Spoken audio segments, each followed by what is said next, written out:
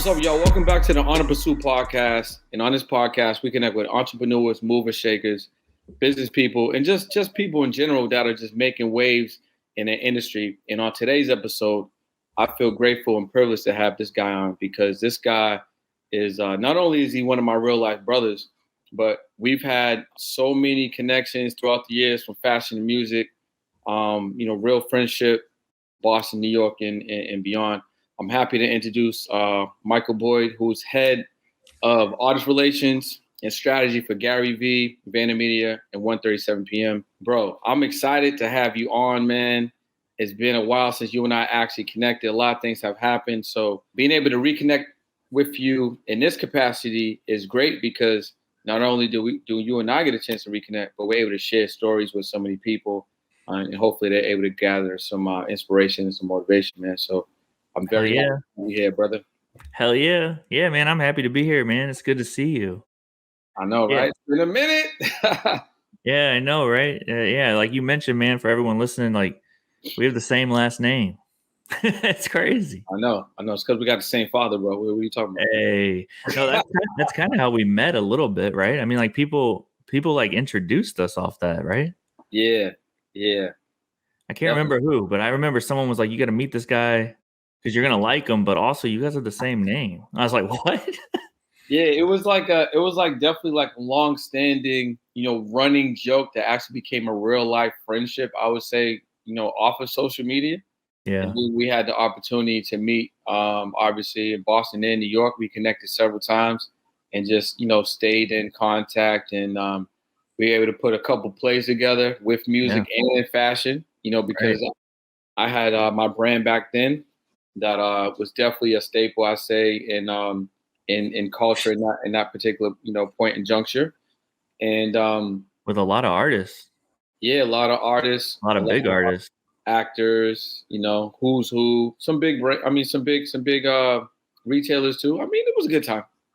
Yeah, you guys were on fire, man. It was a good time. But yeah, man, so like, I want people to understand a little bit more about you. I know you're normally on the other side. You're normally the one interviewing artists, producers. You're normally the one that's like initiating a lot of these types of content. So I want to peel it back a little bit, give people an idea of like who you are, how you got to your position, what your journey looks like. Obviously, what it looks like to work closely with Gary Vee. You saw everything from the beginning to where you guys are now, and you've grown to like multi-million-dollar company. So yeah, man. So let's just start off there. Like, what does it look like on a day-to-day through your lens working with someone like Gary Vee? Day-to-day, most people would say it, but every day is different. But with Gary Vee, every day is exciting. So with my role within the ad agency, I'm connecting a lot of dots, right? So it's like your big name brand, they want to do a commercial, so whether it's a Super Bowl commercial or all the way down to like a TikTok, and they need the right music for it. So I help get what I do there with the TikToks is I get emerging producers, emerging artists who, need that opportunity. So it's win-wins. I try to do win-wins all the time. So it's like, if you're an emerging producer and you don't have a big resume, you're not on a lot of albums, I'll give you a shot. You get to work with a brand, you get some money, the brand gets the sound they want, and everyone's happy. You know what I mean? And then there's a Super Bowl commercial. We put Meg Thee Stallion in a Super Bowl commercial with T-Pain and Becky G. It might have been Meg's first Super Bowl commercial. It probably was because it was like 2 or 3 years ago, whatever. And we do stuff like that too, So even with Meg Thee Stallion, it's like, yeah, she's huge, but it might have been her first Super Bowl commercial. It probably was. So it's always like win-win situations, but I'm the person within the agency who's connecting those dots. And if a brand wants to, be popular with this type of music or this city or this region of the United States or somewhere else in the world, I'm asked to help them solve that problem, So what does that look like? If you're like an emerging artist or producer, yeah, and like you said, you've given a lot of people opportunities, you connected a lot of dots. You didn't necessarily have to be a big named artist or producer at the time when you would put something together. But what does that actually look like? Because I feel like a lot of artists and producers, creatives, they feel like they have to be a certain stature before they can start getting looks, before they can start, putting deals or plays together, before they can start putting money in their pocket. So like, what do you look for when you're looking for emerging talent? Because like from my vantage point, bro, from knowing you had your I think one of your talents, and obviously I'm not selling you short here because I know you have a lot of talents. But I think one of your talents is like spotting talent, like spotting talent, nurturing talent, but really having your finger on the pulse of what's emerging, even years before it emerges. Yeah, Like that's man. one of the things I first noticed about your skill set and what you've innately been able to be great at. Thanks, man. That's such a compliment, man, and I really do appreciate it because it means a lot, you know. And I do work hard, and I've gotten it right multiple times with artists early on, you know, and that's what I do for Gary Vee. And what's interesting is now that we have the 1:37 p.m. platform, just this week we're gonna start because I documented everything. I was lucky enough to be documenting when I found these artists early on, so I have early interviews from 10, 12 years ago with Future, 2 Chainz back before he called himself 2 Chainz, all that stuff. And so now we're bringing it back to light to help show other people that, yes, we're promoting a new artist from Memphis or this city, but we've been doing this and we have a track record, like you said. So I appreciate it, man. But yeah, when I look for artists right now, I'm looking for engagement to answer your question. Like when it comes to TikTok campaigns, I like engaging people who have 10% engagement. So if you have 100,000 followers and you get 10,000 views, that's 10%. So that gets them on the radar. That gets you on my radar, when I'm trying to do a campaign on TikTok. Some people don't operate like that, but I do because I think 10% is pretty cool. But then, I also pay attention like how often you post, because if you only post once a month and you have 10%, that's kind of a red flag, because it's like, why are you only posting once a month? Consistent. There's a lot of factors, man. Just like music, just like fashion. You know what I mean? It's like there's always so many factors. Like people say in music, and I believe it. The most talented person doesn't always blow up. It's like the whole package, man. So it's like, yeah, if I'm picking an artist, I gotta think about everything the brand wants. But yeah, with TikToks, if you're gonna be chosen as a forward-facing content producer who's gonna post for views, having 10% engagement is pretty key to me. Not everyone operates like that, but to me, 10% engagement's good. And then as far as music goes, you just have to be talented. Obviously I can't listen to everyone, but I do listen. And see, that's the thing that I always come back to, is I think I spend more time listening than a lot of people do. And that's how I find people, because I just listen. Like, for example, Tierra Whack, we were really early on her with the playlist.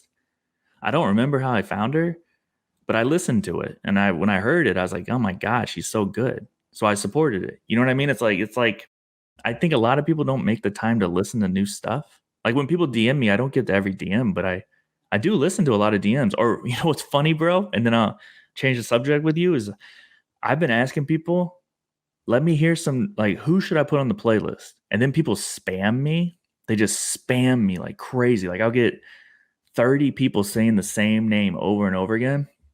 And then I listen to that person and then they're amazing. So then I put them on the playlist. Yeah. But isn't that weird? Because most people would be like, don't spam me. I'm like, dude, if you are that good that people want to spam me, yeah, I should probably playlist you. You know what I mean? So for those that don't know, for the viewers and also the listeners, which playlist are you referring to? Yeah, so we have a playlist called Monday to Monday. It's me and Gary Vee. It's our playlist. It's on Spotify and it's on Apple Music. It's a little hard to find on Apple Music, I've been told, because Gary Vee is a very popular man, and our playlist is pretty popular too, relatively speaking. So people make like fake versions, and some people duplicate it. Yeah, like if you search on Apple Music from Monday to Monday, you got to kind of pay attention and make sure you're clicking on the one under Gary Vee's account. But the Spotify one is easier to find. But yeah, on Spotify, I think we have 83,000 followers. But here's the most important thing: the people who follow our playlist are passionate about finding new music. So when I put on a new artist onto the playlist, not only do they get streams, but they potentially get new fans who then will support them for the rest of their career. And what's really interesting is I love playlisting people who don't have a lot of plays because they get this jolt, even if it's only like 1,000, right? They get 1,000 new plays in a week because I update it every Monday. So like, let's say someone just gives us 1,000 plays, that bump might affect Spotify's algorithm somehow, and then they get put on release radar for multiple people around the country or the world. Anyway, long story short is like sometimes I playlist people and it's the little spark that then starts this chain reaction. And then people get like so many freaking plays, you wouldn't even believe it. And they literally, some people have even gone on my interview or whatever and said that it was all kind of started with our playlist. It's crazy. It's just, we just find talented people, support them, and sometimes it just goes crazy. Bro, you did this before, though. You were doing this before the playlist even existed. If we dial back to, a lot of like the origins of you, and I actually want to, I want you to shed some light on how you even got into the music like that. But you had the Hip Hop at Lunch blog, bro. Yeah. Like you were already doing that. And for those that don't know what a blog is, or for those that may not be familiar with, Mike in that capacity. Mike had a very emergent and popular blog that was also he utilized to put new artists on and bring awareness to artists and producers back then, like when blogs was heavy, Two Dope Boys and all these other ones back then. I mean, that one was very, very popular. But you were right in the mix because I remember like sending you stuff from Society because there was a point in time where like we were working with blogs to do advertisements, banner ads and all types of different things, the little widgets and stuff like that.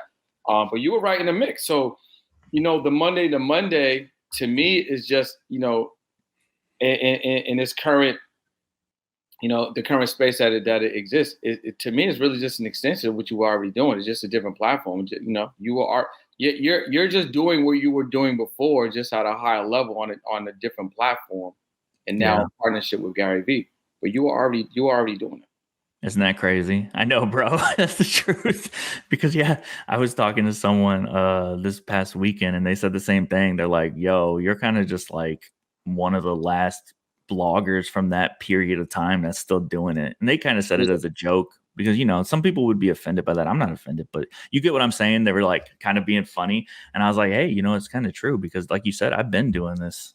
And I'm still doing this. And also, honestly, bro, I interviewed someone this week, and they're a young emerging artist. Her name's Satoma, and she's in LA, but she's from Phoenix area. She's from Arizona.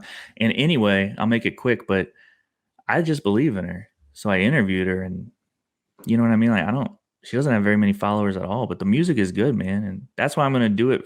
I'm probably just going to support people as long as I can because, that's what it's about for me is like just helping people out, Where does that genuine passion come from in your wanting to help someone, to give them an opportunity, to put them on a platform, to give them a play, to give them a view, to allow them to share your story? Because, where we are right now, 2021, like, not everyone's open to share if it's not in their best interest. Not everyone's open to lend a hand or assist.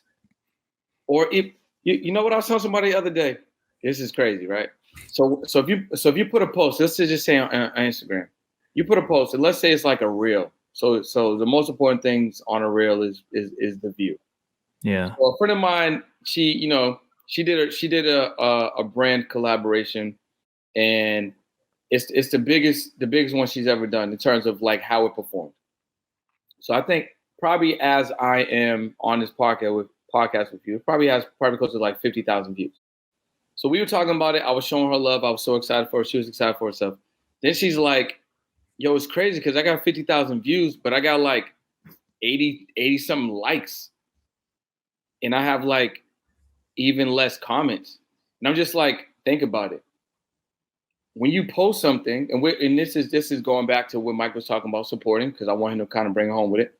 But people are so, I think it's a combination of lazy, hesitant, and also in their best interest, unless it's something that is like hella trending, they want to ride the wave.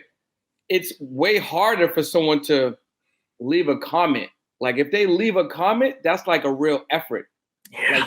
Like people will rather just look at your thing and not make any action. So if it's a reel, it's cool because you're gonna get the view. But if it's a post, you don't even get any view. You know what I'm saying? So a view is like you're gonna get that. A like, maybe. A comment is like, bro, I'm holding you down. So when I post something, I know you're gonna have to comment on mine. Like it's such a stress. The amount of ease it is to support someone on those type of levels, and how difficult it has now become for people to show love or support. Why? Like, what is it about you that you just want to be authentic, share, give, and extend opportunities to people? Like, where's that coming from? Because, bro, it is not something that is, what's the word I'm looking for?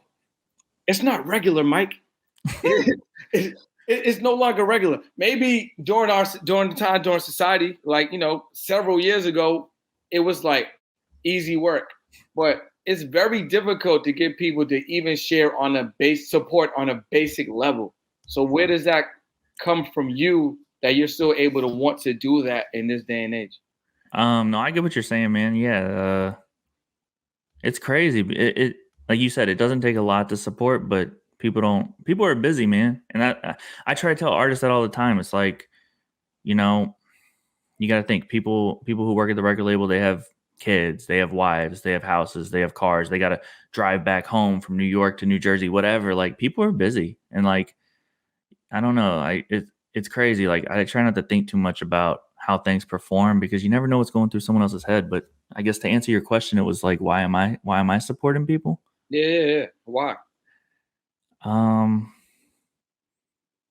just want to see people get a chance to win, man. Like I'm blessed. I'm super blessed, and my parents love me a lot, and I don't know, man. I've been through a lot of things in life. We don't have to go into it, but I've been through a whole lot. And I don't know, man. Like even the woman I interviewed this week, her parents are immigrants from Ghana, and I've been to Ghana and I loved it there, and I met a lot of the people in the country and all that stuff. It's just, I don't know, man. I was just kind of like, I just want to see her win. You know what I mean? I don't know how to explain it, bro. I'm like not answering your question, but I just want to see people win. Like when I listen to a new artist in Atlanta and I hear their music and I feel that it's coming from the heart, I just want to support it. You know what I mean? I just want to support people who are doing what they love. You know what I mean? I want to do it. Bro, you're just a good dude, man. And I don't want to say there's not a lot of good people, because there's tons of great people out here that have good hearts and good minds, and they coming from an authentic place. But there are a lot of people that are not. You know what I'm saying? So definitely want to shine a light on that from you, because I believe it's like one of your gifts. But then also just allow you to realize that just keep doing that, keep being authentic, because you're making an impact and you're definitely changing people's lives on a couple of levels. But I think that's a level that may go unnoticed by a lot of people. But like you said, you throw them on that playlist, it could change their life. You answer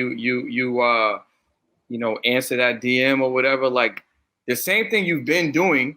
Now you're doing it, but the impact's even greater because of the leveraging and the relationships, the bigger platforms, in partnership with Gary Vee and things like that. So now when you do that, you're not doing it from like, okay, now I got all this power, so I'm hella selective with who I'm doing it with. No, you're still being the same dude, Yeah, you're right, man. And yeah, you know what, to build off of it, because like, I don't know why it was so hard for me to answer that question, man, but to give you a good answer, it's like, I want to see these young people win. I see myself in them a lot of times. It's like, I just see certain parts of my past and some of these artists, or like different things from my family. I see it in some people, and I'm like, I wish someone helped me out. And I just want to give people a shot that I could provide. I can't do everything for everyone, but if I see that you really need some help and you're really taking your craft seriously, like I'll support it. And that you going back to that same woman, man, I pitched her to some big brands now, and I think I'm going to get her some money and get her some brand situations and like really help her out. She doesn't even have a manager. but she's dope, man. She's really dope. So I told her, I was like, you deserve it. And even in the interview, I was like, I'm gonna support you for the rest of your career, and so is Gary Vee, because you deserve it, And who we talking about here? Her name's Satoma, Satomaa. But she's dope. And when I told her that, it meant a lot to her, but I meant it because, as long as I'm alive and she's making music, I told her, you just got to keep me updated. But of course, I'm going to support. I'll throw you right in the playlist next to whoever else. It doesn't matter to me because you're quality. And that's like that. It's win-win, man. Even though I am being nice, it's win-win, because if my playlist is quality, then people are going to keep listening. And as long as she's making quality, she's getting streams. So it's like, it's all win-win, it's the best situation ever for me. So you're really about that. And I think that's one of the things that, if people are listening and watching and waiting for the nuggets, I think that's definitely something that, that's a nugget right there. Like creating opportunities for people and for yourself, or in general, even if you're putting other people on, if you're connecting dots with other people, creating scenarios that end up being win-wins. So then like there's no pressure there. Everyone ends up, like you said, winning and coming off on top. And it's easier to get someone to say yes, when you're creating scenarios that end up benefiting, both parties or multiple parties. Yeah, man. And if she goes, if like I help her start and then she takes it across the finish line, wouldn't that be awesome? I'd just be so happy for her. I'd be like, damn, we all won that one. You know what I mean? Because I'm fine. You know what I mean? I have my job and I'm happy, man. So like doesn't hurt me to help other people. So how'd you get into music? Like, what was it about music and the passion behind your desire to work with some of these talented artists from the beginning, or just like where did this interest come from? Where did this passion come from? And how were you able to carve out your own little niche, in this industry? Yeah, man. So, what's crazy is I like music just like everyone. Everyone likes music, it's crazy, but really what it was like in high school, I was the kid who would sell mixtapes. You know what I mean?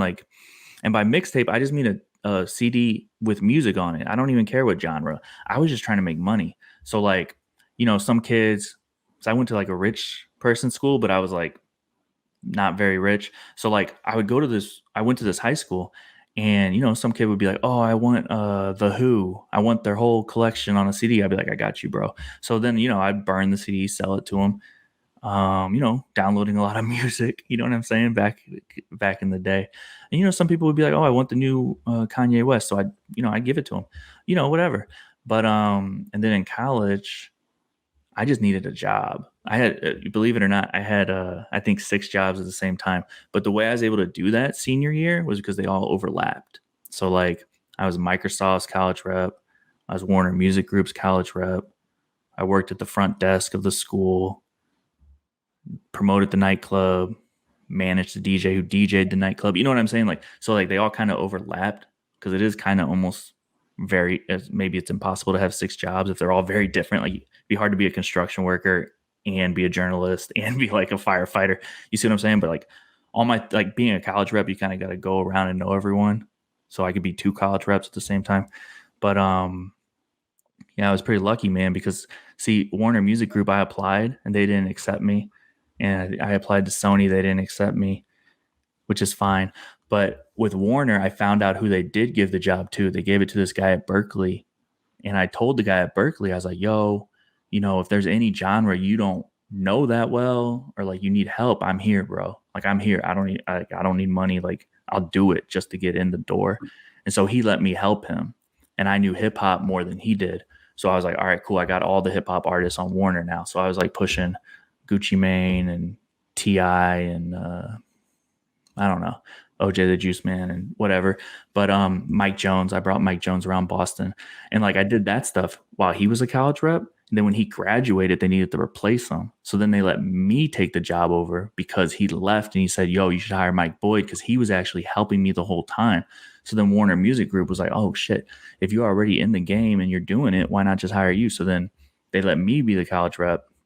And so then I was really going hard because I wanted a job. So then I saved up all my money, man, in college in a shoebox, just a bunch of cash. And I had 2,900 or something. And I took a Chinatown bus or whatever they call it, from Chinatown to Chinatown, from Boston Chinatown to New York Chinatown.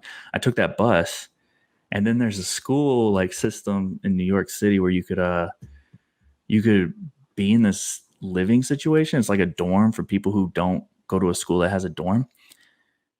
And I don't know if I lied or not, but I gave them the cash and I told them like, hey, I want to stay here, even though I had graduated. And they kind of, I guess, overlooked that part that I wasn't a student or whatever. And it was a little nerve wracking because I didn't want to get caught.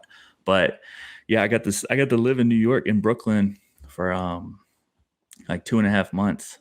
And during that time, my Warner Music Group people were like, yeah, bro, if you move to New York City, meet with Atlantic Records, you could work here.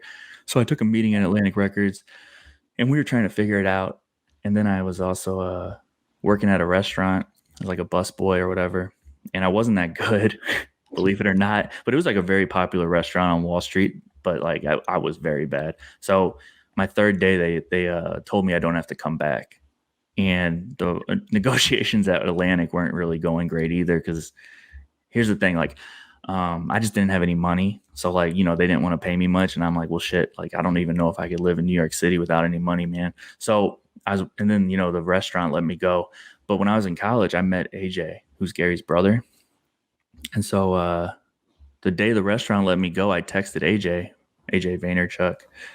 And I said, hey, I'd love to meet your brother, because I really did want to meet Gary. And I just said, hey, I'd love to get a photo with Gary for my TikTok. I'm sorry, for my Twitter, because he was really famous on Twitter in 2009. And so AJ was like, yeah, man, come through right now or whatever, because we're about to leave work. And this was, I guess, I don't know what month. It was July. It was July 2009. July 2009. So I went and I was dressed like a waiter or a busboy, like all black Converse that were like dirty from working at the restaurant. And I met Gary, and Gary knew a little bit about me because, see, I met AJ in college and we were like on the same floor in the dorm. And so AJ met me, and I was always talking about rappers who weren't famous yet, but then they became famous later, and he told his brother, because me and AJ were friends. So he told his brother, he's like, yo, have you ever heard of the XYZ rapper or whatever? And then years later, they'd hear him on the radio. Remember, you know what I mean? And they would remember that. So when I met Gary, he already knew kind of who I was. And, I told him, I don't have a job or anything, but he told Gary's a really nice guy. And he told me on the spot, he's like, yo, you want to work for me? And I started the next day. And my role was, music relations. So what better way to get music relations than to go out and meet artists and do interviews, I mean, first of all, that journey's crazy. But I think a couple of things I want to take from that is, when you were in college, you was hustling. You had a lot of things going on. Yeah. You had 6 jobs, bro. You know what I'm saying? There's people in college that don't got a job. You had 6 jobs. I couldn't wait to graduate to get rid of all of those, bro. But you were applying to be, college rep at Warner. Yeah. I think the first thing that stands out to me is that when you didn't get it, the ego didn't prevent you to be like, you know what? Well, F the dude that got it. Like, you still was like, you know what? I'm going to build a relationship with this guy. If he needs something, I'm here. Right? And just that selfless act allowed you to build a relationship. And then you were able to leverage that relationship, shine a light on him, because since he was the actual college rep, you gave him gems because he had all of the hip hop dudes that you were finding. You were basically the background guy, but the background guy, or the next guy up, if we can, whatever, how you want to look at it. You shine a light on him, put him in position. What you were talking about earlier, you created a win-win scenario. So you've been doing that. Then when the dude graduated, he put in the word that was golden to now make sure that you secured the spot that basically you had a high percentage of value in anyway while he was there. So that's the first thing. The second thing I noticed is that, the job didn't work out. Terrible, terrible waiter. The worst. But you took a chance to live in New York with, your last that you had at the time. Yeah. Figured out a situation just so you could stay, just so you could be around. Didn't really know what was going to come from that, but you were around. Then because you develop relationships, which again I feel like is one of your superpowers. You develop and nurture relationships, but you was doing that. So you got to Gary through his brother from a relationship that you nourished while you were in college. And because of how I know you, bro, you have the knack. You know the talent. You know what I'm saying? Like it's not like a low vibration. You're very high vibration when it comes to spotting people that are going to like do wonderful things. I mean, I did that a little bit when I was in fashion because a lot of the people that we work with in terms of like brand partnerships, seedings, JV collaborations, they're all guys that ended up making it for real. Yeah. So like, I always used to joke around like, oh, I could have been like a low, like a lightweight A&R, you know what I'm saying? Because like the Kendricks and the Nicoles and the Big Seans and the Spitters, you know what I'm saying? And the Childish Gambinos and Chance the Rapper, right? Chance the Rapper, like, and there's a bunch of other artists, but every one of these artists, like I started to reach out to and work with and build relationships with them long before. I think even with Big Sean, he had just gotten signed to Good Music, so ain't nobody was checking for Big Sean at that time. Right. But like I knew that he was nice. Like he had them Lemonade mixtapes. Like I'm like, bro, this dude is crazy. You know what I'm saying? So I built a relationship. But to go back to you, you've been doing this, bro. So it just makes sense that when you had that opportunity to finally meet Gary and he extended, a space for you to come on and work with him, like you didn't know what that was going to be. He may not even knew what it was going to be, but he knew that it was something in you that you see in a lot of other people. So it just kind of made sense. And that was 2009. So it's 2021. So it's been 12 years, right? It's about 12 years. Yeah. It's been about 12 years that you've been solidifying your position, working with Gary Vee and VaynerMedia and helping a lot of artists. So when did you start like taking the management part of this, of that, more serious? Because you have worked with different artists, recording artists, and managers in your time, and you still manage Richie South, correct? Yeah, I do. Yeah. Yeah. So like, when did you decide? You know what? I want a little bit more intimate relationship. I know you mentioned you kind of helped the DJs back in college as well. But like, when did you feel like you wanted to get a little bit more hands on? And even still, what was it about certain artists that you was like, yo, this guy is a guy I need to be, a little closer to because he has it, like, which is a different level of just Spartan talent. And you're talking about management specifically? Yeah. Yeah. So I'll tell you. So so basically, I started working with Gary Vee and VaynerMedia 2009, right? And it was very much, early days. Like I think I might have been employee number 6 or 7, and we'd like go out to lunch as a company. You know what I mean? Like it was early day. Now there's like 1,000 employees worldwide. But yeah, man, I did that for years and I learned like the ad agency side of things, and it was early days, man. It's a lot easier for me to do a music brand collaboration in 2021 than it was in 2009.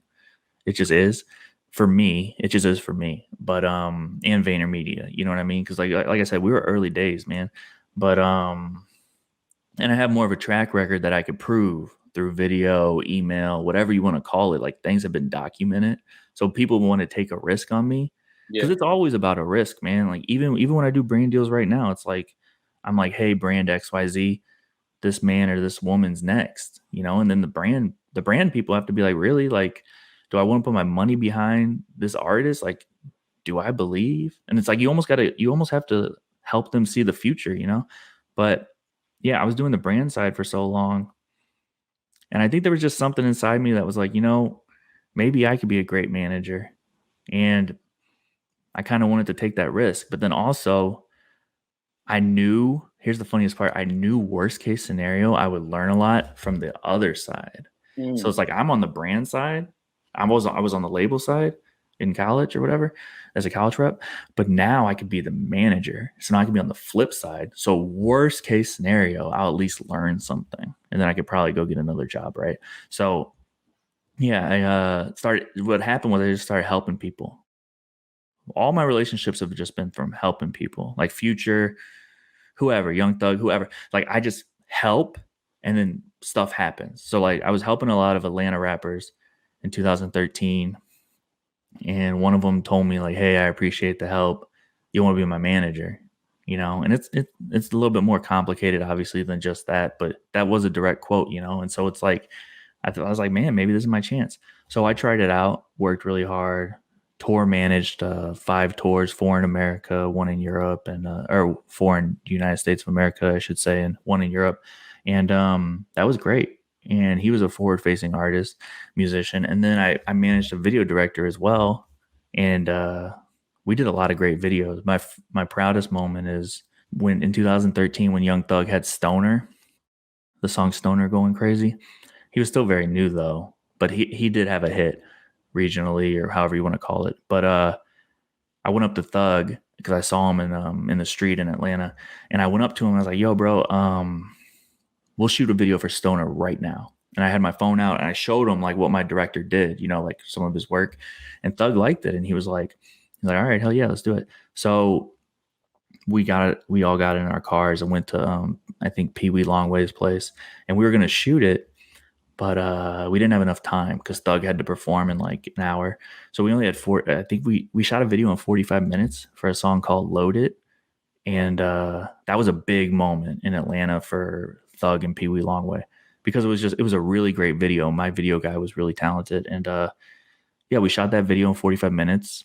And you know what? For anyone listening, we didn't get paid and we didn't ask to get paid because I know some people need money, and I've needed money in my life. Even earlier in this conversation, I said I needed money or I couldn't really live in New York. But at that moment, we let go of the cash. How much would we even have gotten? A couple $100 maybe. And we just did the damn thing because we were like, shit, 45 minutes, but this is Young Thug. He's about to be humongous one day. So like, we shot that video, and I think Thug gave me his Gmail password. I uploaded it to YouTube myself. You know what I mean? Like it was early days, bro. Yeah, I logged in as him and I uploaded it to his account. And that video was big. Like they played it in all the Atlanta clubs. Like it was a big moment for him and Peewee Longway. Yeah, and then I managed Richie South because years later, I think I've been managing Richie for 7 years, 6 or 7 years. But when I met Richie, he was a quiet guy sitting in the corner of someone else's studio setup. And I heard some of his beats and I was like, damn, these beats are amazing. But then I met him and he was so humble and so nice. And then I left shortly after and I was riding home with whoever I was with. And I turned to that person. I said, that guy, Richie South, he's going to make it, man, because he's just so nice. You know what I mean? And that's another thing people need to hear, because what I mean by that is he was very humble and very nice, and people want to work with that. You know what I mean? It's even like looking at a corporate job. It's like when you go in for your interview, they're trying to figure out if they want to sit next to you. You know what I mean? Like no one wants to work in a cubicle next to someone who's a jerk. You know what I mean? It's like when I was with Richie, for the first time I met him, I like looked right in his eyes and I was like, damn, this guy's really nice, So it's like when he goes in the studio with Future or a Boogie or Playboy Cardi or whoever it is, like he's not going to be a dick. And if he's not a dick, people will invite him back. You know what I mean? Like everyone could vibe, man. It's like how all the rappers and whoever genre of music, like everyone wants a good vibe in the studio. Who would want to work with a jerk? You know what I mean? And like, I'm not saying you can't make it if you're mean. I'm not saying that. I'm just saying the way I operate, when I see someone who has positive vibes, I'm like, all right, I could get behind that. If you watching, if you're listening, Mike out here dropping gems. You know what I'm saying? There's another gem. So if you didn't pick it up, I'm gonna pull it out and I'm gonna drop it for y'all. So what Mike said is, referencing Thug, he created an opportunity that was another win-win, right? Because you had someone that you was working with managing. You had your videographer. Thug was still, like you said, it was early days. I think you actually introduced me to him with Stoner, if I remember correctly. I that moment is in my mind. I think that's literally how I learned about Young Thug. Yeah, I sent it to everyone I knew, man. Yeah, and then you were willing to do a video for free. Yeah. In a compressed amount of time with an iPhone. No, my guy had a camera. Okay. But legit 45 minutes, man. That's not a joke. And if you watch the video, it's pretty good for 45 minutes. But the point is here, you took a risk, you leveraged your opportunity, created another win-win scenario, and then, Thug got a piece of content that was great. And like you said, it was a great moment for him and obviously a great moment for Atlanta. And, I think the common thread here has been win-win scenarios, has been, being very authentic, being yourself and just doing things out of the sheer will of wanting to help other people, which I think is very, very important for those that are watching and listening. And then also like doing things like just being nice. Like you said, just being nice. Like, okay, you highlighted Richie South as, he's nice and humble and like, people want to be around good vibes. But I think, like attracts like. So like that's who you are as well. Like you know what I mean? So like when you're in these rooms with these artists, when you meet these artists and when you're creating these opportunities from even, the early days to now, like that the vibe, they know they're gonna get you. They can feel that authenticity. They see y'all how nice you are, and things like that. So I think those are definitely more gems that you've definitely been sharing. And even how you got into music, how you ended up working with Gary, the evolution of you being a manager, and then creating your niche, because you didn't know that you was gonna work with Gary Vee. You just had a passion for music, and you building relationships. I mean, you didn't know what that break was gonna be. You didn't know what the opportunity was gonna be, but you had passion behind what you were doing, and you had faith in yourself and in a high self-belief. So opportunity came and you were able to turn it into a 12+ year situation. That's real, man. You know what I'm saying? You're right. Yeah. And you know what's funny is that I think not until very recently did I even fully, truly, honestly, 100% even know what my goal even is. You know what I mean? Like I've been just running, bro. I've been running. I went to college and kind of never went back to Missouri. Not really, like not fully, and I'm happy now, man. But yeah, I just been grinding, bro. And now I'm at a point where I'm like, damn, you know what? I'm proud of myself. You know what I'm saying? But like for a long time, I was just running, bro. I was running. I was managing. I was tour managing. Like it's a tough job when you're not in a tour bus. You know what I mean? Like I was not the headlining act. You know what I mean? Like, you know what I mean? Like oh man, like I've kind of been through some things, and like I got to clarify though, like I've not been the worst. Like there's people who've had it way worse than me, but I'm just saying like I've been running, bro. I've been really running. And where would you say right now, like where you on the pursuit to? Like where you running towards now? Do you feel like you have more of a clear vision of what's up next? Yeah, I want to really build out this music marketing with Gary Vee, man, and VaynerMedia, and dive into NFTs more. But that's really what it is, because we got to a point finally, like I briefly mentioned, when we started doing this in 2009, a lot of brands didn't want to work with Titty Boy, and then he became 2 Chainz, and then he got with Kanye, and then brands want to work with him. I almost got Kendrick Lamar a brand deal. I don't know what year that was, 2010, 2011, whatever year Section 80 came out in.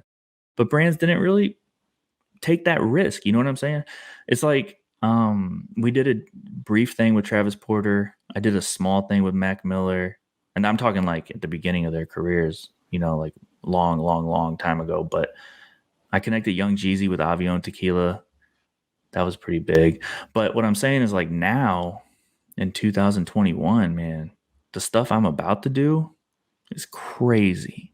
And it's like What's funny is like you've known me for a long time, and I'm so grateful for everything you said. But it's like it's almost gotten to the point where like I'm just about to get started now. You know what I mean? It's like I've been working hard. Like I said, I've been running, I've been jumping, I've been manager, I've been this, I've been that. I've been in New York, I've been in Atlanta, I've been in Missouri, I've been wherever. But I feel like now it's all about the start for me.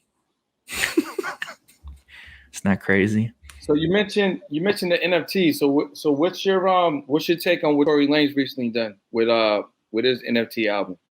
And what do you think about like how that's going to change the trajectory of like artists rolling out music and selling music and like really monetizing their art? Yeah, I think everyone when they do their NFTs, they got to be real mindful. Like maybe do some research on what Gary Vee did. I think the main thing people need to keep in mind is accessibility. You know what I mean? Like, for example, if you did an NFT and your podcast was how people knew you, like, you know, those were the people buying the NFT, and you told people, like, hey, you know, like when you buy this NFT, you get to sit in on one of my podcasts. Even if it's in StreamYard, you're like in the background, like you get to watch it and see how it actually happens and maybe learn how to like get some tips for your own podcast one day. Like, that's the point, I think, to me, is like, yeah, I want to own a picture, a video that's cool, but also like, you know, like Casey Musgraves dropping her album, I think tomorrow or whatever. And I saw a photo of how she has like a bed in the studio. And it's like if she had an NFT and it was like, yeah, you know, you get to come stop by the studio in Nashville or wherever, and you get to like see the bed and like, you see what I'm saying? Like, I think that like for Gary, right, one of his NFTs, you get to sit courtside at a basketball game with him, like probably once a year. One NFT, you get to I don't know, do something else with Gary, be on his podcast. It's like, I think that's what it's all about, man. And I don't think some people are doing it that way. Not everyone, but it's like, you gotta just constantly be giving people stuff. I don't know the details of Tory Lane. I don't know the details. I think he made money, right? I don't know the details on that. Yeah, he sold his album. He made an NFT that it was limited to 1 million, and he sold that album that was limited only to people that bought the NFT for $1. You know, so he has over 20 million followers, subscribers, whatever. So less than 1%. You know, is the math is there, right? Monetize, purchase that for one album, or you could buy 10, 20, 30 of them because it's only 10, 20, $30. And then he was able to sell his NFT for $1 million in a minute. But I think what you're saying is like, I feel you, because you're giving people the opportunity within, you know, Gary Vee's NFTs to take part in experiences. Yeah. And I think those are very valuable, because to your point, you're creating experiences and creating moments where most people wouldn't have the opportunity to ever be a part of or ever see how it's going down or get that close and intimate. So that's worth the price of admission. I agree, man. And yeah, that's like goes back to what we say every 5 minutes on this episode is win-win, right? Win-win. It's like if you're famous, you know, if you're Drake, like of course everyone's gonna buy your NFT and you're gonna make millions of dollars, but like what did you do for them? You know, it's like you got to kind of be like, all right, yeah, I'm gonna get all your money, but you're gonna come hang out with me in Toronto. You know what I mean? Like it has to be win-win. And you know what else, man? It's like people say good marketing's the quickest way to kill a bad product, because if you really did sell, if you tricked everyone, like let's say you did an NFT and you really didn't put a lot of good effort into it and like you didn't care, you were just in it for the money, and if everyone bought that NFT, then they'd all hate you. So it's like, yeah, you got a lot of money, but now you're done, bro. You know what I mean? It's like, you don't want to do that. Like, I think that's actually a bad idea. You know what I mean? Yeah, totally. I definitely understand that. I think one of the things that I even cherish with what I do now with my clients is like, you know, providing value. You know, Yeah. like if you're overly providing value, I still give a lot of coaching and consulting advice for free. You know, I put people onto things. You know, I don't hold nothing back. You know, and I'm able to have clients that pay me a good amount of coin because I'm over giving them value. Yeah. And I'm not like, well, listen, here's the information, bro. Like, you could do it on your own. You know, you can experience by yourself, or if you want, someone like myself to help you get there faster, or literally be there with you step by step and have someone to bounce ideas off and make sure you're making the right plays and setting things up. Yeah, I mean, you could join, and you can, here's a service that, would be probably good for you. But if you don't want to do that, that's fine. But here's the information. Like, I'm not like, okay, let me hold that. Oh, you don't want, okay. It ain't like that. Like, it's like, I'm a giver. Like, I'm gonna provide the value. And, that's what you're saying. Like, creating that value, creating scenarios. Again, that's win-win. That value, that win-win, being nice, experiences. I think those are really the running themes with our episode, for sure. So if you're not a good person and you're watching this, hopefully by the end of this, you become a good person. Like, you know what I mean? Yeah, it pays off, man. So yeah, Mike, I want to definitely thank you for spending some time with us, spending some time with me, sharing a little bit of your story, your experiences in music and strategy, working closely with Gary Vee, working closely with like a lot of up and coming artists. And I just want to say thank you for continuing to give people opportunities to shine their light and to motivate and inspire others. Because I mean, you're helping to change people's lives, even with the small listen sessions you may do. You might be in the car or at the crib or whatever. And like you said, you still create moments to listen to people that are brand new, emerging, up and coming. And then if it makes sense, like, yo, this dude's good, I'm gonna throw him on a playlist. Like, it's easy. Like, Hell yeah. Thanks, man. I really appreciate it. And yo, like, just to clarify, like, when I say I've been running, it's just, I don't know, man. I'm not perfect at all. I deal with a lot just like everyone else, but like I just feel like I've been working so hard and so many things like we covered in the podcast, and like now I feel like I'm hitting the groove, bro. And what's crazy is like I've done a couple interviews and they're real like answer question answer, like real quick, cut dry, whatever. But like I told you like the real truth, man, because it's like I've known you forever, and like it's just real shit, because like, people, young people, they might go on the Instagram and be like, oh, how do I get to that spot? Or how do I be like this guy or that girl or whatever? And it's like, life is crazy, man. You just gotta keep it moving, man. And you gotta bet on yourself, like I believe in me. 100%, for real. 100%, man. I believe in you too, Mike. I believe in you, bro. I need to get your workout. I need to get your workout regimen, bro. You've always been in shape. Listen, I'm gonna let you know like this. I think one of the best things you could do if you're not already doing it, because you have a lovely wife at the crib, make it a new non-negotiable, if you're not already do this, for both you guys to walk together every day. Walk, yeah. Yeah, take, if you can make it a set time or in and around a set time, depending on your schedule, or just say, hey, we're going to do this every day together. Not only are you going to work out, right? You're going to get the body moving, was the most important thing, but you're going to be able to like be present with your wife, which is going to add value to your relationship and value to your marriage, but it's going to help both of your bodies. So like, I work out twice a day, like I work out in the morning, sometime between 5 and 6, and I work out again in the evening. But both workouts are not high intensity. Sometimes the second workout is just a walk, like I said. In these walks, bro, ideas like being hella present. Yeah. Like manifestation happens. Like just having time to yourself. You know what I'm saying? So that's one of the things I would recommend. But if you do want to work on a resume, obviously, I'll give it a drip, bro. Oh my God. Yo, you want to hear a quick story, bro? Hell yeah. You got time? Of course. This is your episode, bro. This is your episode, man. Yo, this is kind of between me and you, but I think everyone could hear it. You know what's crazy? When I was in high school, my little brother was like the star athlete. And so I had to stay after school to drive him home. So I was like, well, damn, I might as well get in shape. So I joined cross country, and I was so bad. Like the coach literally told me I should quit. He was like, I don't know why you're here. You should just quit. Like he literally said that, but I had nothing else to do, so I just didn't quit. I needed to get in shape. So anyway, I couldn't run a mile. I had to walk, right? Like how you said, walking is actually important. I couldn't really run at first. I had to walk. So I'd be like with my friends, we were all like really bad. We were the really put bad people on the team who couldn't run. Anyway, I kept getting better every week. And by the end of the season, this is very unhealthy probably, I lost 40 pounds in I think 2 months, and I became the 7th fastest cross-country runner in St. Louis. From walking. Can you believe that? From walking. I started off walking because I just couldn't run, but I didn't give up. I was like, I would jog and then I would walk. But I think it's actually something people don't know, like how you were saying.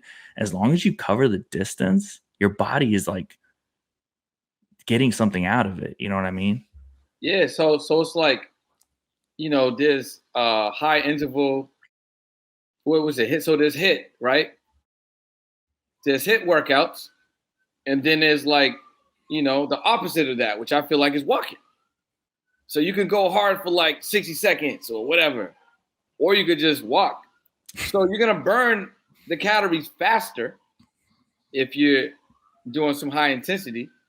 But if you're doing slow intensity, you can still burn the calories, but you're able to be more present. You're able to be more in the moment. You're able to take in like the energies of what's around you. Like if you drive by the same street versus if you bike by the same street versus if you walk by the same street, it's all different vibrations. You get to see it differently. You get to smell things differently. You're not smelling nothing in that area if you're in the car. If you're on a bike in that area, you're going to pick up different things. You may smell some things, but it's hella different if you're walking. You get like all your senses are heightened. Like everything's working. So, bro, you probably need to get back on the walking, bro. I know. I'm going to do it. Here's another one real quick. For anyone who's still listening. One of the reasons I think I was able to get so much success with finding artists and making my bets and seeing my bets pay off on who might blow up is because of this. I've been thinking about it, right? I've been trying to figure it out. And yeah, maybe I just have like a little bit of a talent there or something, but I'm a middle child. I'm from middle America. I've lived in Atlanta. I've lived in Boston. I've lived in New York, spent a lot of time in LA. My grandparents are immigrants from Mexico and Ireland. So I have like different backgrounds. You see what I'm saying? And then also, like I told you earlier, I went to a rich high school, but I wasn't like a rich person. You know what I mean? But then I also lived in a neighborhood where I might have been one of the richer people in that neighborhood, but then I was one of the not richer people at high school. It's like, and then I went to a really rich college, Boston University. And it's like, I've just been around so many types of people and I've just been around the map. And I think, and then when I listen to music, I don't necessarily just playlist what I like. Like, that's not really the goal. I playlist what I believe in. You see the difference? Is like, I might hear a song. It's not like I'm just running around my house listening to that damn song. You see what I'm saying? It's like, I just hear a song and I'm like, damn, this person deserves to be on the playlist. You know what I mean? Or Gary Vee, he might text me a song. That really happens. Gary will text me a song. And I'm like, all right, it's on the playlist. You see what I'm saying? It's like, this is not a playlist that's like selfishness. This is not like, hey, check out what I like. Like, it's not about that. It's about, I find songs and I think to myself, would my brother back in St. Louis like this? Would my friend in LA like this? Would my cousin in this country like this? You see what I'm saying? And I'm like, if all these people like it, then I need to playlist it because more people need to hear this. You see what I'm saying? It's like, and I think that's part of why I've had so much success with that. Because sometimes people are too close to it. Like you might be like, oh, this is the hottest guy in my neighborhood.